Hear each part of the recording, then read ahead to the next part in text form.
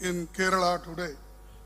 ചരിത്രപ്രസിദ്ധമായ വൈക്കം സത്യാഗ്രഹത്തിന്റെ ശതാബ്ദി ആഘോഷം ഉദ്ഘാടനം ചെയ്യുക എന്നത് എന്നെ സംബന്ധിച്ച് അങ്ങേയറ്റം ബഹുമതിയാണ്. ഏറ്റവും ആദരവോടെ ഞാൻ ആ ദൗത്യം നിർവഹിക്കുന്നു.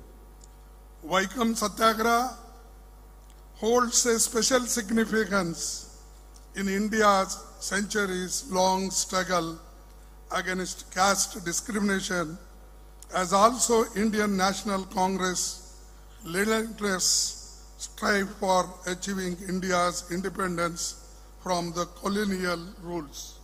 ഇന്ത്യയുടെ നൂറ്റാണ്ടുകൾ നീണ്ട ജാതി വിവേചനത്തിനെതിരെയുള്ള പോരാട്ടത്തിലും ഇന്ത്യൻ നാഷണൽ കോൺഗ്രസിന്റെ കോളനി ഭരണത്തിൽ നിന്നും ഈ രാജ്യത്തെ മോചിപ്പിക്കാനുള്ള ദേശീയ വിമോചന സമര പോരാട്ടത്തിലും നിർണായകമായ പങ്കുവഹിക്കുന്ന ഒന്നാണ് വൈക്കം സത്യാഗ്രഹം. The Vaikom Satyagraha has the unique distinction of being one of the most powerful, potent and earliest mass movements against the social evil of caste discrimination. ജാതി വിവേചനത്തിനെതിരെയുള്ള ഏറ്റവും അതിശക്തമായ പോരാട്ടം ഇന്ത്യയിൽ ആദ്യമായി നടന്ന ജനായത്ത മുന്നേറ്റങ്ങൾ ആണ് വൈക്കം സത്യാഗ്രഹം എന്നത് അതിനൊരു പ്രത്യേകമായ പ്രാധാന്യം നൽകുന്നു. This movement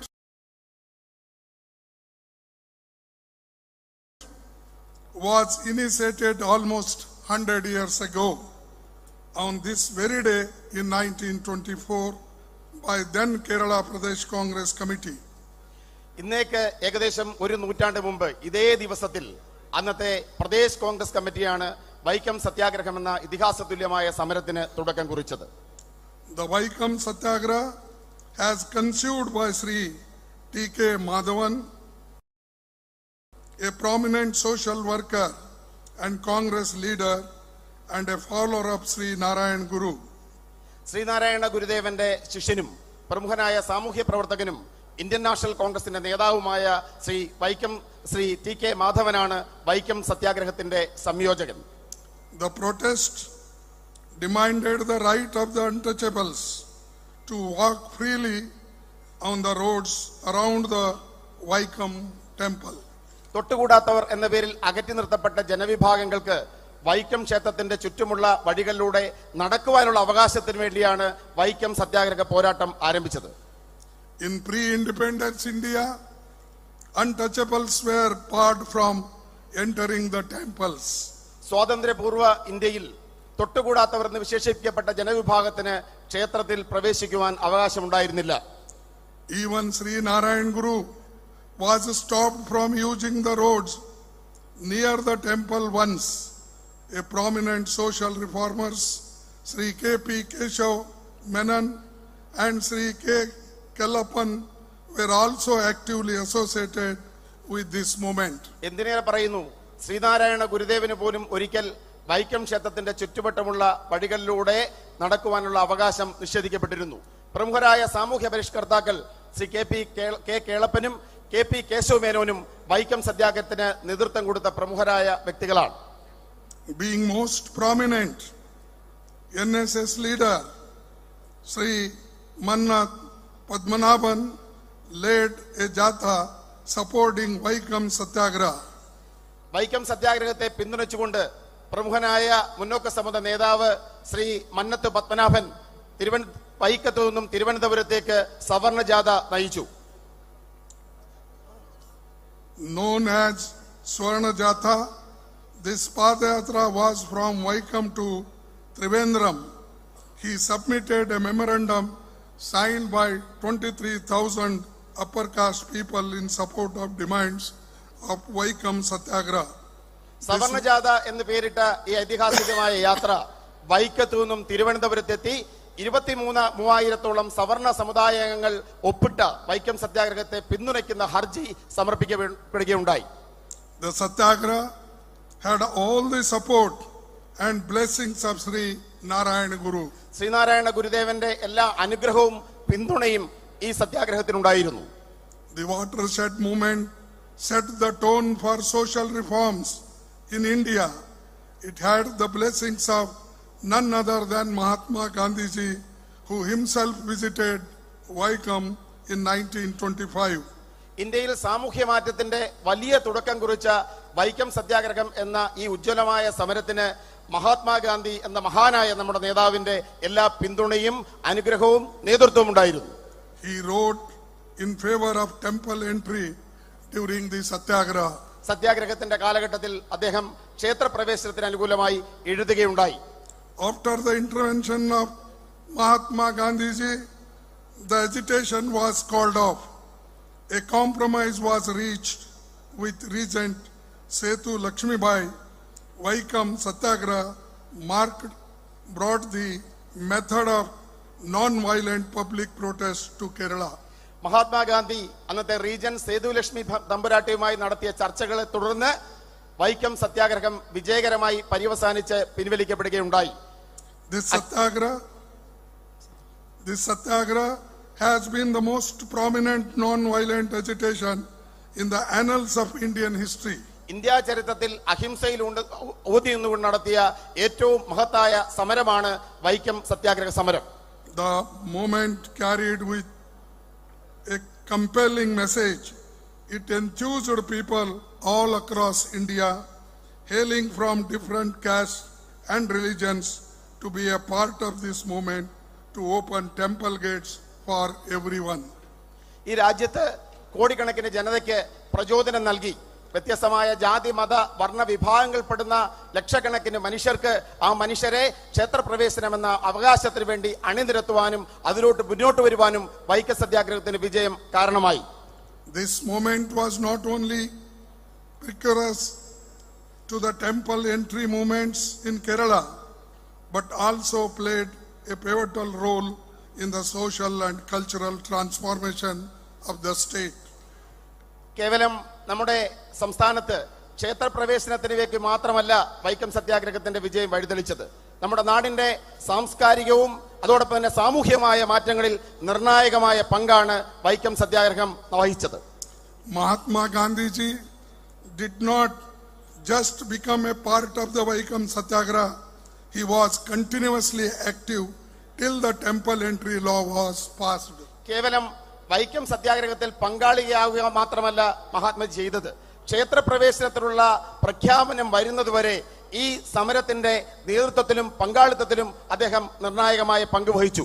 He made many journeys in South India during his lifetime.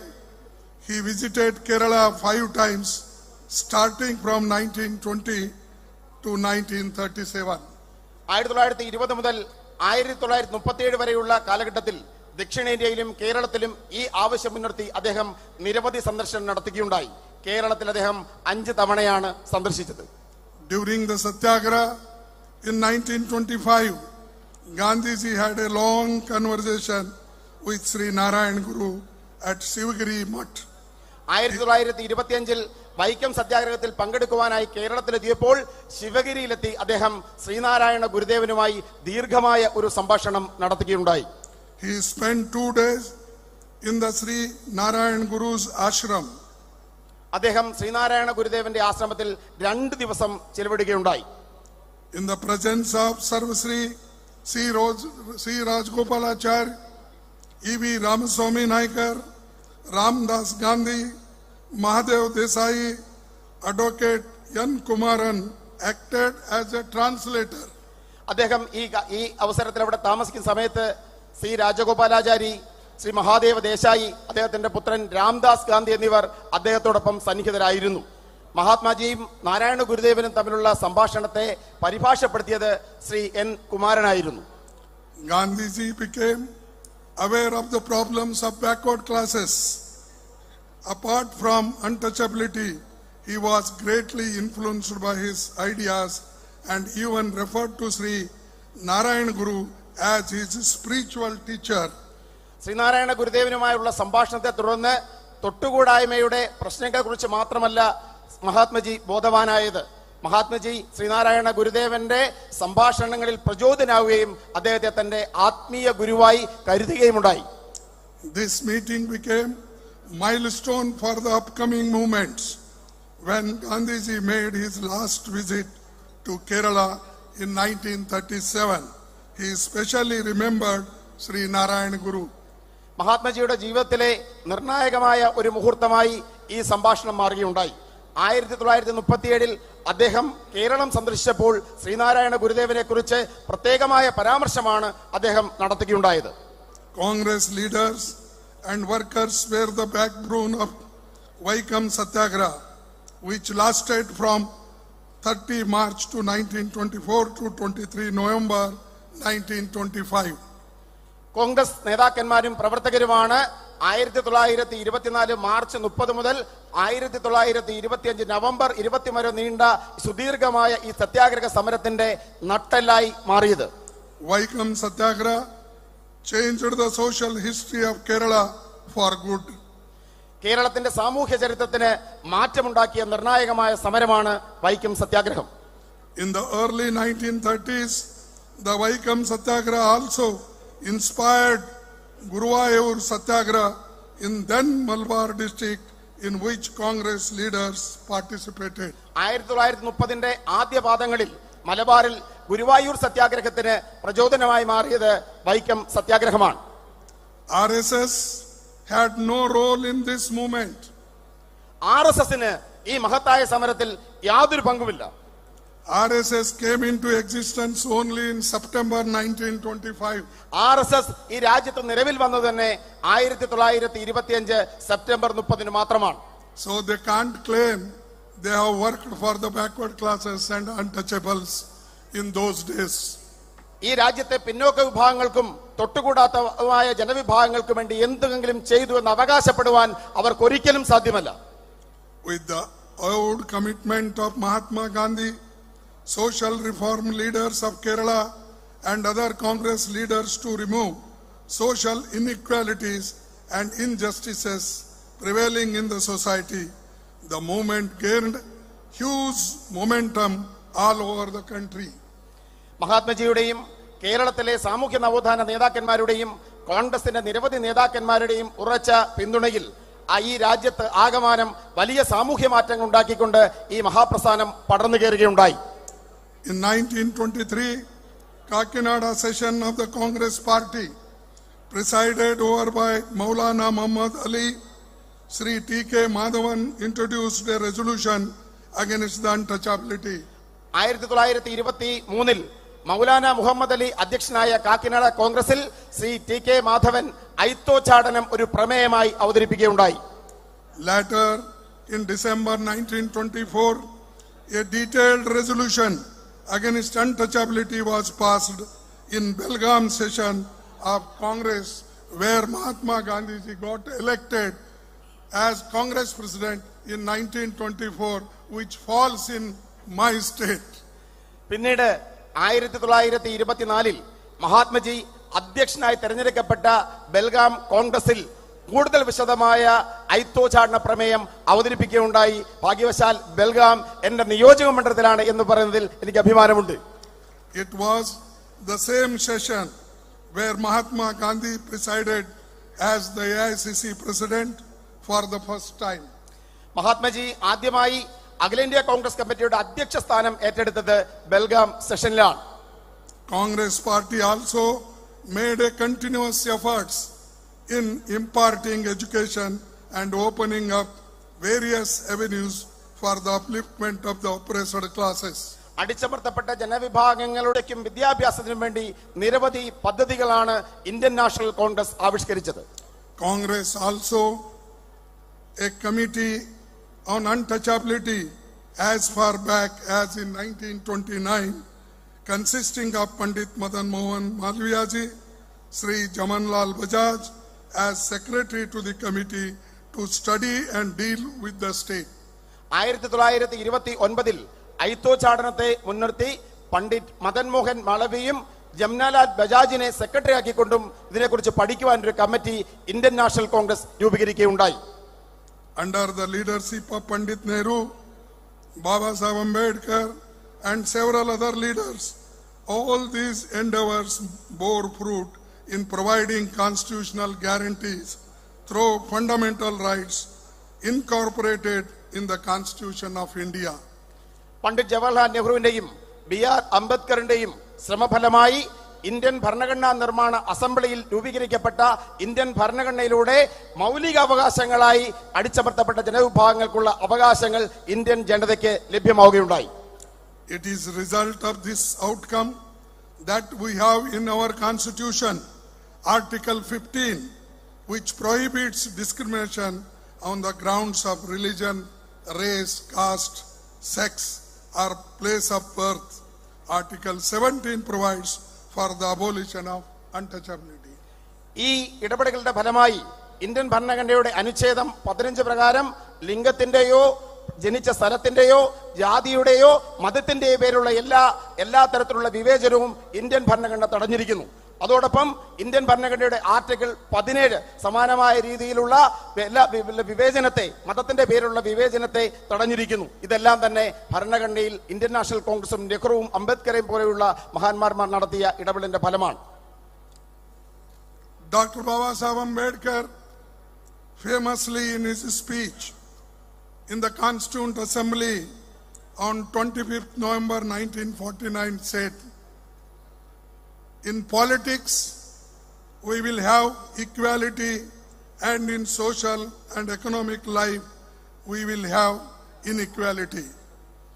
1949 November മാസം 25-ാം തീയതി ഇന്ത്യൻ ഭരണഘടനാ അസംബ്ലിയിൽ ഡോക്ടർ B.R. അംബേദ്കർ നടത്തിയ ചരിത്രപ്രസിദ്ധമായ പ്രസംഗം.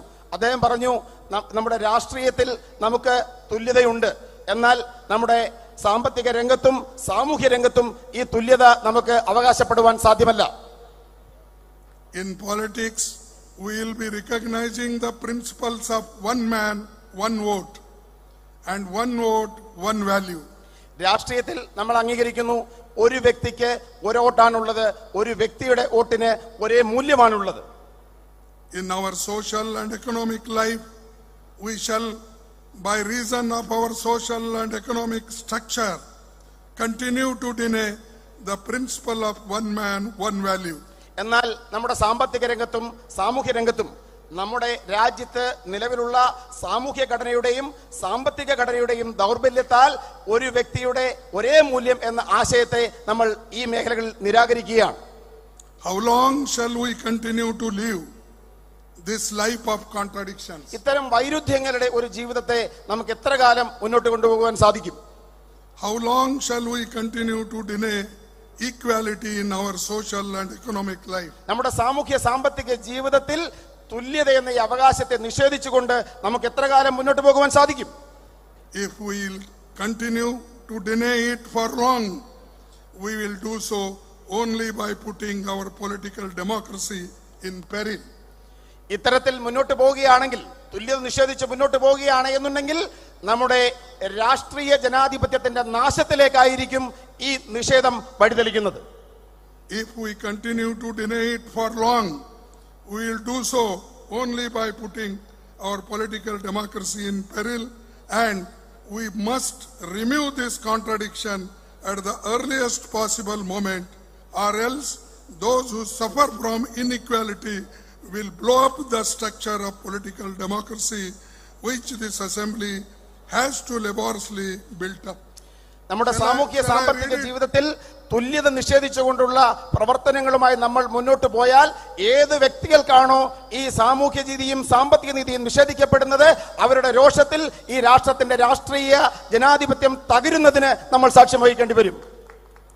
Nearly 100 years ago, persons from oppressed classes treated as untouchables could not even access drinking water, roads, public places, leave aside temples. 100 വർഷങ്ങൾക്ക് മുമ്പ് തൊട്ടുകൂടാത്തവരെന്ന് മുദ്രകുത്തപ്പെട്ടിരുന്ന ജനവിഭാഗങ്ങൾക്ക് കുടിവെള്ളത്തോടോ കുടിവെള്ളം എടുക്കുവാനോ ക്ഷേത്രങ്ങളുടെ പരിസരത്ത് താമസിക്കുവാനോ വഴി നടക്കുവാനോ പോലുള്ള അവകാശങ്ങൾ ഉണ്ടായിരുന്നില്ല. It is a matter of immense satisfaction that we have made significant progress in this area. നമുക്ക് അങ്ങേയറ്റം സംതൃപ്തിയോടെ പറയാൻ സാധിക്കും, ഈ മേഖലയിൽ വമ്പിച്ച പുരോഗതി കൈവരിക്കുവാൻ നമുക്ക് സാധ്യമായിട്ടുണ്ട്.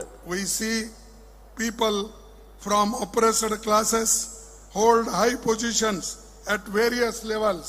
നമ്മൾ കാണുന്നു, ജീവിതത്തിന്റെ വിവിധ തലങ്ങളിൽ അടിച്ചമർത്തപ്പെട്ട ജനവിഭാഗങ്ങളിൽ നിന്നുള്ള വ്യക്തികൾ ഉന്നത സ്ഥാനങ്ങളിലേക്ക് കടന്നു വന്നത് നമ്മൾ കണ്ടുകൊണ്ടിരിക്കുന്നു. Because of Indian Constitution and democracy, a K.R. Narayanan-like persons became the President of India. Indian Bharanagana, Indian Janadhipatyatine karuttheyക്കുന്ന Indian ഭരണഘടനയും ജനാധിപത്യവും കാരണമാണ് ശ്രീ കെ.ആർ. നാരായണനെ പോലെയുള്ള വ്യക്തികൾ ഈ രാജ്യത്തിന്റെ പരമോന്നത സ്ഥാനത്ത് എത്തിച്ചേർന്നത്. This is because of the progressive ideas and beliefs of Congress leaders and their relentless fight which reflects in the Constitution of India. Indian National Congress നേതാക്കന്മാരുടെ പുരോഗമനപരമായ ചിന്തയും അതോടൊപ്പം അവരുടെ പോരാട്ടവും ഇന്ത്യയുടെ ഭരണഘടന നേടിയെടുക്കാൻ വേണ്ടി നടത്തിയ അത്യുജ്വലമായ സമരങ്ങളുമാണ് ഈ നേട്ടങ്ങൾക്ക് കാരണമായത്. Its provisions of one person, one vote, right to equality and right to equal opportunity.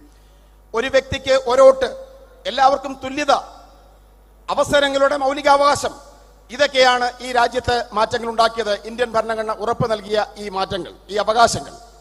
It also shows the significance of the Vaikom Satyagraha, which is credited as the first anti-caste struggle in India. ഈ രാജ്യത്ത് ജാതിക്കെതിരെയുള്ള ആദ്യ സമര പോരാട്ടമായ വൈക്കം സത്യാഗ്രഹത്തിന് തീർച്ചയായും ഈ മാറ്റങ്ങളുടെ നേട്ടം അവകാശപ്പെടുവാൻ സാധിക്കും. The India that we built stands at crossroads today. It was the Congress party that laid a struggle foundation for a vibrant and thriving democracy.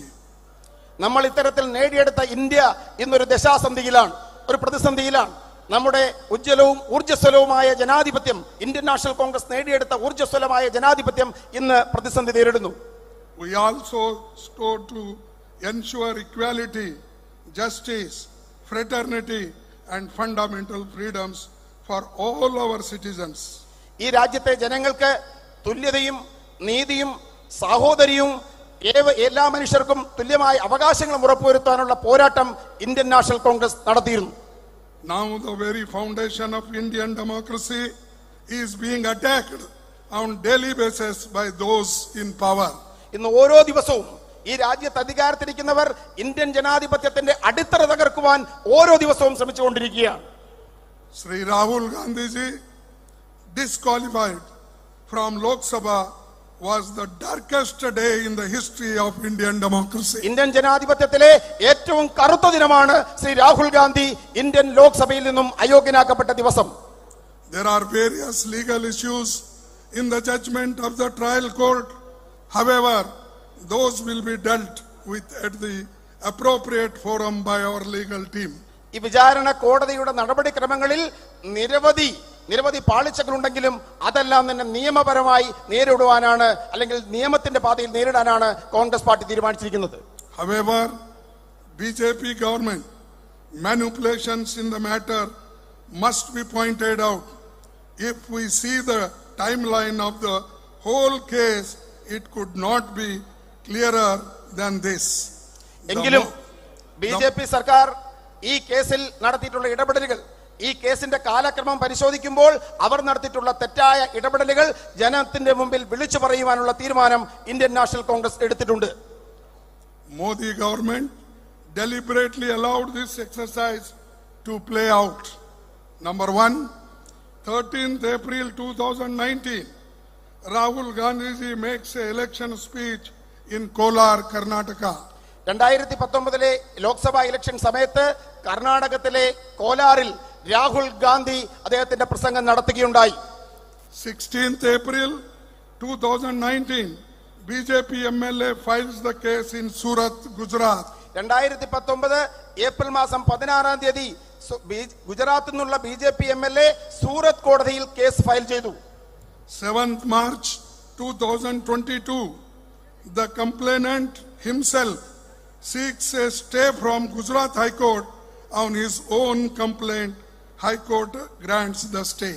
2022 March മാസത്തിൽ ഇതേ പരാതിക്കാരൻ ഗുജറാത്ത് ഹൈക്കോടതിയെ സമീപിച്ച് ഈ കേസിന്റെ വിചാരണ, സ്വയം കൊടുത്ത കേസിന്റെ വിചാരണ നിർത്തിവെക്കുവാൻ അനുമതി നേടിയെടുക്കുകയുണ്ടായി. 7th February 2023, Rahul Gandhi ji makes a speech in Lok Sabha exposing the Modi-Adani nexus. 2023 ഫെബ്രുവരി മാസം 23-ാം തീയതി ഇന്ത്യൻ ലോക്സഭയിൽ അദാനിയും നരേന്ദ്രമോദിയും തമ്മിലുള്ള ബന്ധം തുറന്നുകാട്ടിക്കൊണ്ടുള്ള പ്രസംഗം ശ്രീ രാഹുൽ ഗാന്ധി നടത്തി. 16th February 2023, the complainant withdraws his own request for stay in the Gujarat. 2023 ഫെബ്രുവരി മാസം 16-ാം തീയതി ഗുജറാത്ത് ഹൈക്കോടതിയെ സമീപിച്ച പരാതിക്കാരൻ തന്റെ ഹർജിയിന്മേലുള്ള സ്റ്റേ നീക്കിയെടുക്കുന്നതിൽ വിജയിച്ചു. 27th February 2023, hearing resumes in the trial court. 2023 ഫെബ്രുവരിയിൽ വിചാരണ കോടതിയിൽ ഈ കേസുമായി ബന്ധപ്പെട്ട വാദം ആരംഭിച്ചു. 27-ാം തീയതി ഫെബ്രുവരി മാസം 27-ാം തീയതി. 23rd March 2023, the trial court convicts Shri Rahul Gandhi ji. ദിവസങ്ങൾക്കകം 2023 March മാസം 23-ാം തീയതി വിചാരണ കോടതി ശ്രീ രാഹുൽ ഗാന്ധിയെ ചുരുങ്ങിയ സമയത്തിനുള്ളിൽ വിചാരണ പൂർത്തീകരിച്ച് ശിക്ഷിച്ചു. Within a matter of 20-25 days, the case is restarted. The hearing is completed. Rahul Gandhi ji handed out a maximum punishment of 2 years. കേവലം 25 ദിവസത്തിനകം കേസ് പുനരാരംഭിച്ച് വാദം പൂർത്തീകരിച്ച് ആ കുറ്റത്തിന് കിട്ടാവുന്ന പരമാവധി ശിക്ഷയായ 2 വർഷം തടവ് ചുമത്തപ്പെട്ട് ശ്രീ രാഹുൽ ഗാന്ധിയെ കോടതി അയോഗ്യനാക്കി. On the same day, Modi ji meets Speaker of Lok Sabha. On the same day, അതേ ദിവസം ഇന്ത്യൻ ലോക്സഭയുടെ സ്പീക്കറെ നരേന്ദ്രമോദി നേരിട്ട് കാണുകയുണ്ടായി. രാഹുൽ ഗാന്ധിയെ കോടതി ശിക്ഷിച്ച അതേ ദിവസം ലോക്സഭാ സ്പീക്കറെ നരേന്ദ്രമോദി നേരിട്ട് കണ്ടു. And then the country witnessed what happened.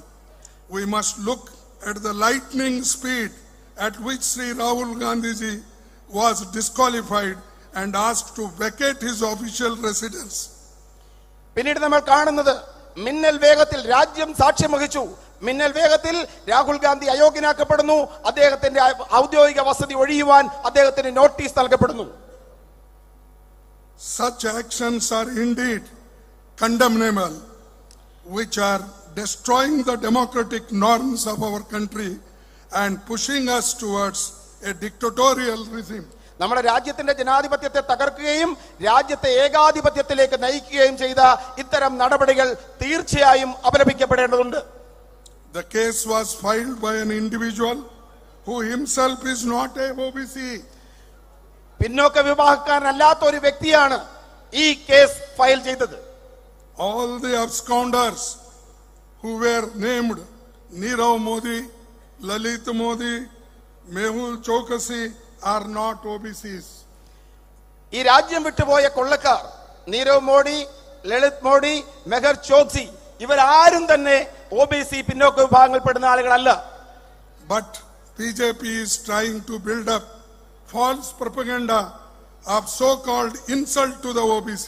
എന്നാൽ ഈ രാജ്യത്തെ ജനങ്ങളുടെ മുമ്പിൽ BJP കുപ്രചരണം അഴിച്ചുവിടാൻ ആഗ്രഹിക്കുന്നു.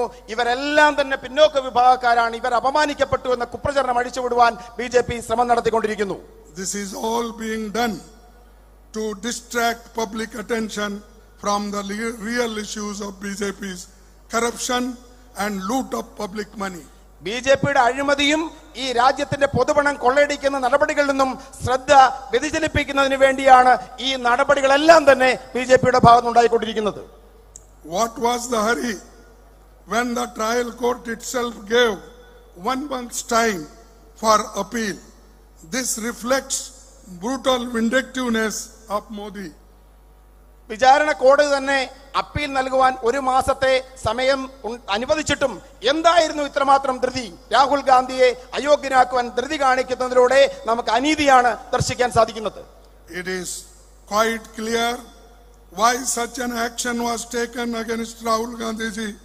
He asked a few simple questions in parliament. വളരെ നിസ്സാരമായ ചില ചോദ്യങ്ങൾ ഇന്ത്യൻ പാർലമെന്റിൽ ചോദിച്ചതുകൊണ്ടാണ് രാഹുൽ ഗാന്ധിയെ അയോഗ്യനാക്കാൻ നടപടി സ്വീകരിച്ചത് എന്ന കാര്യം പകൽ പോലെ വ്യക്തമാണ്. Which are those questions? I will read one by one. First, Modi ji, please tell on how many occasions has Adani traveled to foreign countries with you? ഈ നിസ്സാരമായ ചോദ്യങ്ങൾ ഞാൻ ആവർത്തിക്കാം. എത്ര തവണ ഗൗതം അദാനി പ്രധാനമന്ത്രി നരേന്ദ്രമോദിക്കൊപ്പം വിദേശ രാജ്യങ്ങൾ സന്ദർശിച്ചു? Second, how many occasions did Adani join the Modi ji latter? എത്ര തവണ നരേന്ദ്രമോദിയുടെ വിദേശയാത്രയിൽ ഗൗതം അദാനി പിന്നീട് വന്നു ചേർന്നു? How many times has Adani bagged a contract in a foreign country after Prime Minister's visit there? പ്രധാനമന്ത്രിയുടെ സന്ദർശനത്തിന് ശേഷം വിദേശ രാജ്യങ്ങളിൽ നിന്നും എത്രമാത്രം കരാറുകൾ ആ രാജ്യത്തു നിന്നും ഗൗതം അദാനിക്ക് ലഭിച്ചു? Who invested 20,000 crore in Adani Group through shell companies? Adani ഗ്രൂപ്പിന്റെ കടലാസ് കമ്പനികളിൽ 20,000 കോടി രൂപ നിക്ഷേപിച്ചതാരാണ്?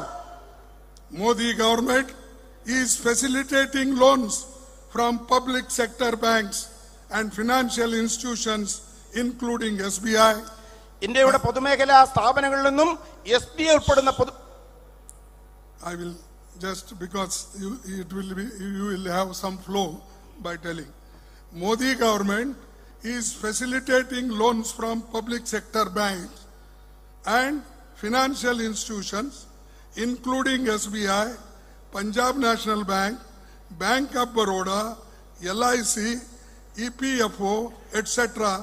to fund the expansion of the Adani Group.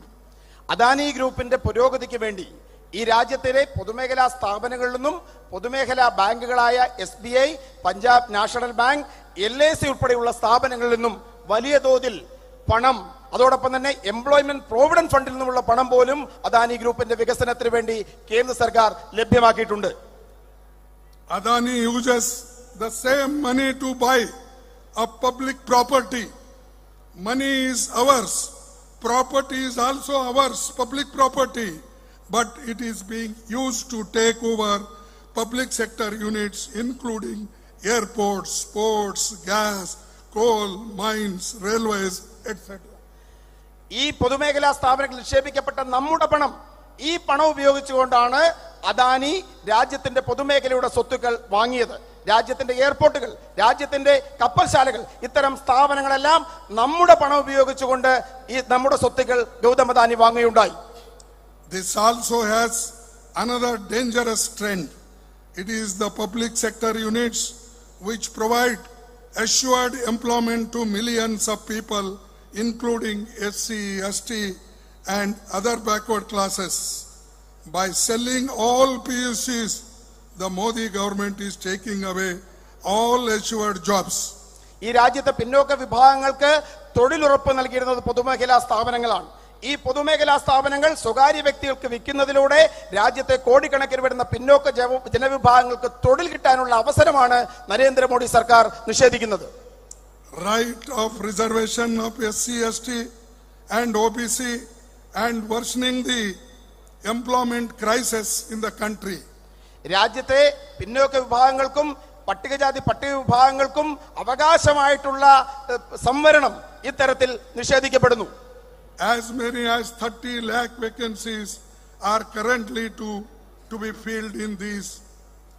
15 lakhs would have gone to reserved categories. നമ്മുടെ രാജ്യത്ത് 30 ലക്ഷത്തോളം തൊഴിൽ അവസരങ്ങൾ രാജ്യത്ത് പൂർത്തീകരിക്കപ്പെടാതെയുണ്ട്. അതിൽ 15 ലക്ഷവും നിഷേധിക്കപ്പെട്ടിരിക്കുന്നത് പിന്നോക്ക ജനവിഭാഗങ്ങൾക്കാണ്, അവർക്ക് കിട്ടേണ്ടതാണ്. Forget creating new jobs.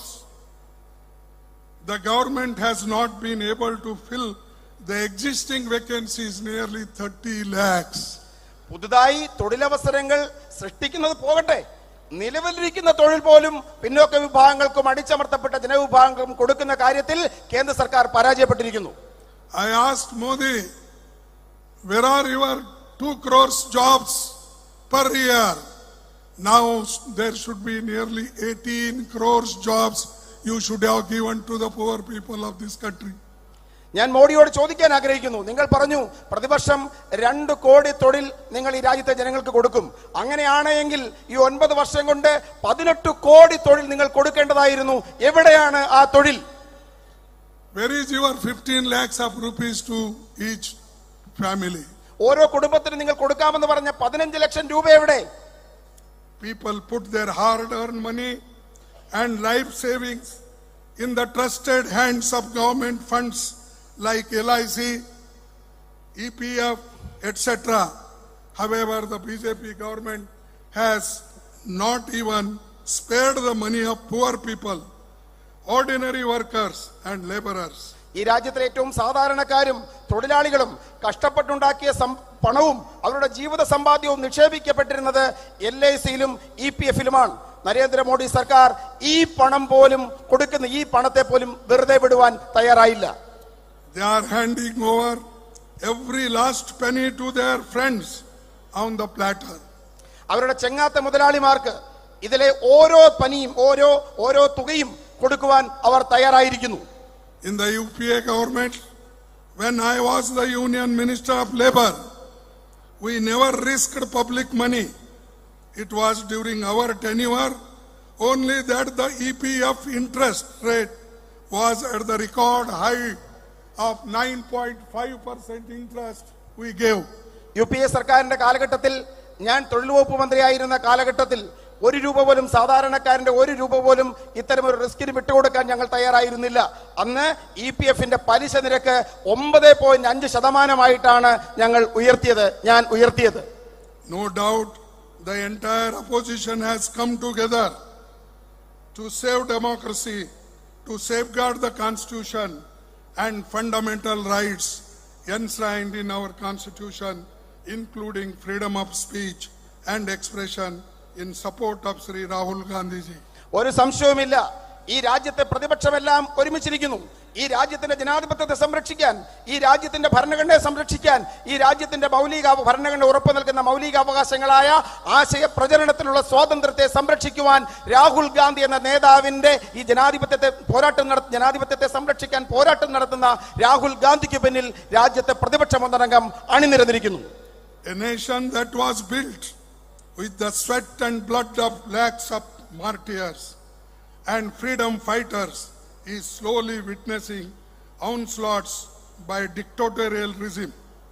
ഈ രാജ്യം സൃഷ്ടിക്കപ്പെട്ട ലക്ഷക്കണക്കിന് രക്തസാക്ഷികളുടെ കണ്ണുനീരും വിയർപ്പും കൊണ്ട് സൃഷ്ടിക്കപ്പെട്ട ഈ മഹത്തായ രാജ്യത്തെ തകർക്കുന്ന ഏകാധിപത്യപരമായ ഭരണകൂടത്തിന്റെ പ്രവർത്തനങ്ങൾക്കാണ് നമ്മൾ സാക്ഷ്യം വഹിച്ചുകൊണ്ടിരിക്കുന്നത്.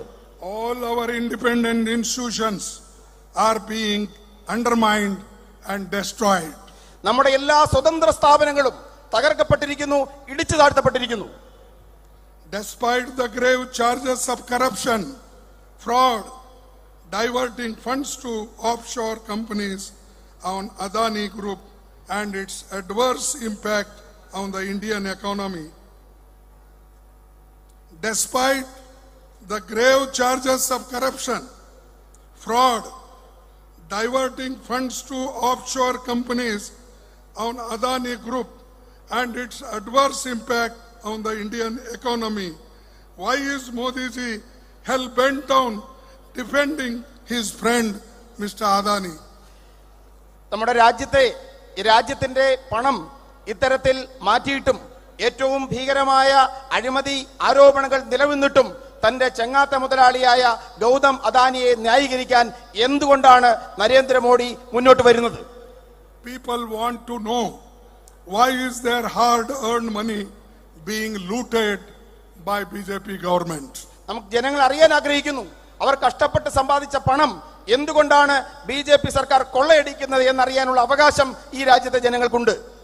For this reason, we are demanding a joint parliamentary probe. അതുകൊണ്ടാണ് സംയുക്ത പാർലമെന്ററി സമിതിയുടെ അന്വേഷണം ഈ വിഷയങ്ങളിൽ നമ്മൾ ആവശ്യപ്പെടുന്നത്. In the Modi Adani matter, in our demand, is our demand unreasonable? Why is the government running away from the inquiry? ഈ നമ്മുടെ ആവശ്യങ്ങൾ ന്യായമല്ലേ? എന്തുകൊണ്ടാണ് ഈ അന്വേഷണത്തിൽ നിന്നും നരേന്ദ്രമോദി സർക്കാർ ഒഴിഞ്ഞു മാറുന്നത്? When it is time to attack opposition leaders, media houses, NGOs, ED, CBI and income tax department are activated within hours. പ്രതിപക്ഷത്തെയും മാധ്യമങ്ങളെയും ഇവരെ എതിർക്കുന്ന ശക്തികളെയും ആക്രമിക്കപ്പെടുമ്പോൾ മണിക്കൂറുകൾക്കകമാണ് EDയും ഇൻകം ടാക്സും CBIയും രംഗത്തിറങ്ങുന്നത് കൂടുതൽ ഊർജ്ജസ്വലമായി മുന്നോട്ട് വരുന്നത്. However, when there are grave charges against your friend, all institutions including ED, CBI, SEBI, Finance Ministry, etc. are all found sleeping. എന്നാൽ തന്റെ സുഹൃത്തായ ഗൗതം അദാനിക്ക് നേരെ ആരോപണങ്ങൾ ഉയർന്നു വരുമ്പോൾ ഈ സ്ഥാപനങ്ങൾ ഇഡിയും ഇൻകം ടാക്സും സെബിയും എല്ലാം ഉറങ്ങുന്നതാണ് നമുക്ക് കാണുവാൻ സാധിക്കുന്നത്. Is there any doubt to the fact that Modi ji is trying to save his friend? എന്തെങ്കിലും സംശയമുണ്ടോ? മോദിജി അദ്ദേഹത്തിന്റെ സുഹൃത്തിനെ സംരക്ഷിക്കാൻ ശ്രമിക്കുകയാണ് എന്ന കാര്യത്തിൽ എന്തെങ്കിലും സംശയം ആർക്കെങ്കിലും ഉണ്ടോ?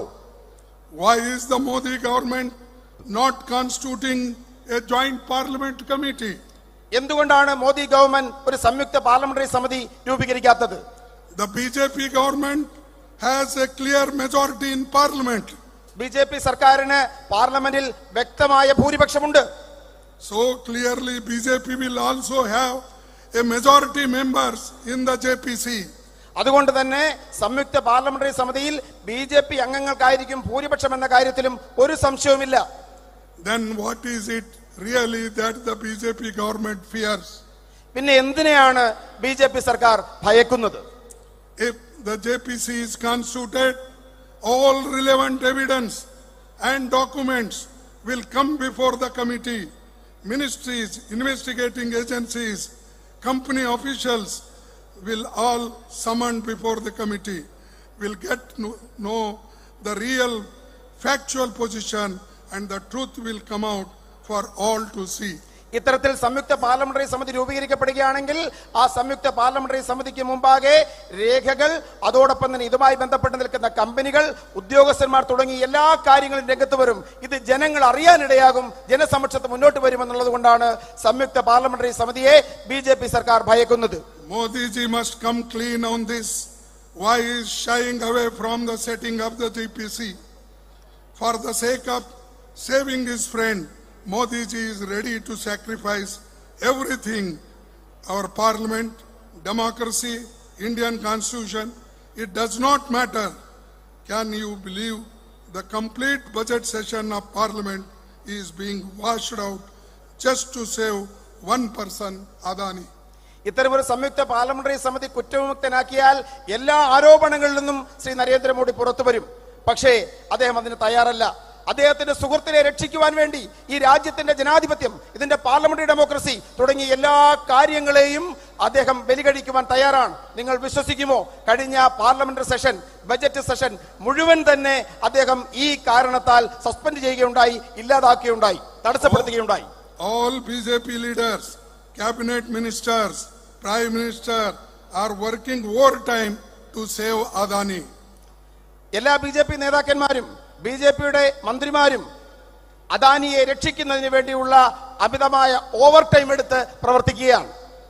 The government has unleashed all its might to silence opposition parties. എല്ലാ തരത്തിലുള്ള സ്രോതസ്സുകളെയും, പ്രതിപക്ഷ പ്രസ്ഥാനങ്ങളെ നിശബ്ദരാക്കുവാൻ തങ്ങളുടെ എല്ലാ സ്രോതസ്സുകളെയും government ഉപയോഗപ്പെടുത്തുകയാണ്. In 1950, right after India's independence, Nehruji said, I don't want India to become a country where millions of people say yes to one person. 1950 സ്വാതന്ത്ര്യത്തിന് ശേഷം ജവഹർലാൽ നെഹ്റു പ്രഖ്യാപിക്കുകയുണ്ടായി, ഈ രാജ്യത്തെ ലക്ഷക്കണക്കിന് മനുഷ്യർ ഒരു മനുഷ്യന് മുമ്പിൽ ശരിയെന്ന് പറയുന്ന ഒരു രാഷ്ട്രം സൃഷ്ടിക്കപ്പെടുവാൻ ഞാൻ ആഗ്രഹിക്കുന്നില്ല എന്ന് Jawaharlal Nehru പ്രഖ്യാപിക്കുകയുണ്ടായി. I want a strong opposition. ഞാൻ ശക്തമായ ഒരു പ്രതിപക്ഷത്തെ ആഗ്രഹിക്കുന്നു. He further said, I will not abandon the democratic system in exchange for anything. ഒന്നിനു വേണ്ടിയും ഈ രാജ്യത്തിന്റെ ജനാധിപത്യ സംവിധാനത്തെ കൈമാറുവാൻ താൻ തയ്യാറല്ല എന്ന് നെഹ്റുജി അന്ന് പ്രഖ്യാപിക്കുകയുണ്ടായി. Indian National Congress led the fight for India's independence. It is once again that we will have to fight so that the democracy and democratic institutions and the constitutional principles remain intact in the country. ഈ രാജ്യത്തിന്റെ ജനാധിപത്യം സ്വാതന്ത്ര്യം നേടിയെടുക്കാനുള്ള പോരാട്ടം നയിച്ച ദേശീയ പ്രസ്ഥാനമായ Indian National Congress ഒരിക്കൽ കൂടി ഈ രാജ്യത്തിന്റെ ജനാധിപത്യവും ഭരണഘടനയും നിലനിർത്താനുള്ള അന്തിമ പോരാട്ടത്തിനായി തയ്യാറെടുക്കുന്നു. I found this forum appropriate to frankly express my views as Shri Rahul Gandhi ji has been a popularly elected member of Lok Sabha from the state of Kerala. ഈ സംസ്ഥാനത്ത് നിന്നാണ് വൻ ഭൂരിപക്ഷത്തിൽ ശ്രീ രാഹുൽ ഗാന്ധി ലോക്സഭയിലേക്ക് തിരഞ്ഞെടുക്കപ്പെട്ടത്. ഈ മണ്ണിൽ നിന്ന് തന്നെ ഈ പ്രഖ്യാപനം നടത്തുവാൻ ഞാൻ ആഗ്രഹിക്കുന്നു. Now coming back to this auspicious occasion, I pay my tributes to Mahatma Gandhi ji, Narayan Guru, Periyar, P.R. Ambedkar, Pandit Jawaharlal Nehru, T.K. Madhavan, Sri K.P. Keshavan Menon, and K. Kalappan, and other visionary distinguished social reformers who played a pioneering role in Vaikom Satyagraha. No, you need not, because all names are there, they will understand. Okay. The Indian National Congress stands committed to constantly endeavoring for social equality, justice, upliftment of the oppressed classes, and progress of Mother India. സാമൂഹ്യ നീതിക്കും തുല്യതയ്ക്കും ഈ രാജ്യത്തെ അടിച്ചമർത്തപ്പെട്ട ജനവിഭാഗങ്ങളുടെ ഉയർച്ചയ്ക്കും വേണ്ടി എന്നും Indian National Congress പ്രതിജ്ഞാബദ്ധമായിരിക്കുമെന്ന് പ്രഖ്യാപിക്കാൻ ഞാൻ ആഗ്രഹിക്കുന്നു. Lastly, one quotation I am remembering from Ramsay MacDonald, who is an Irish patriot. Once he said, "No man can be grateful at the cost of his honor. No man can be grateful at the cost of his honor. No woman can be grateful at the cost of her chastity. And no nation can be grateful at the cost of its liberty." ഒരു വനിതയും ഒന്നിനു വേണ്ടിയും തന്റെ ചാരിത്രത്തെ പണയപ്പെടുത്താൻ തയ്യാറാവരുത്. ഒരു രാജ്യവും അതിന്റെ ആത്മാഭിമാനം ഒന്നിനു വേണ്ടിയും പണയപ്പെടുത്താൻ ആഗ്രഹിക്കരുത്. പ്രശസ്തനായ ഒരു ഐറിഷ് വിപ്ലവകാരിയുടെ വാക്കുകൾ ഈ അവസരത്തിൽ ഉദ്ധരിക്കുവാൻ ഞാൻ ആഗ്രഹിക്കുന്നു. Therefore, we have to protect our democracy. Whosoever may be, however great man may be, however good speaker he may be, you remember, he is emerging as a dictator. You have to stand up, fight against save the democracy, fight against the dictatorship. This is my request to you. This is the message of Vaikom Satyagraha, and I am gladly inaugurating this, and I hope you will continue this principle. Thank you, one and all. Jai Hind. I will say thrice Jai Hind. You have to say Jai Hind. Jai Hind. What nobody is speaking from there. The way up to Vaikom temple goes from there. Jai Hind. Jai Hind. Jai Hind. Jai Hind. Thank you. Thank you. Namaskaram.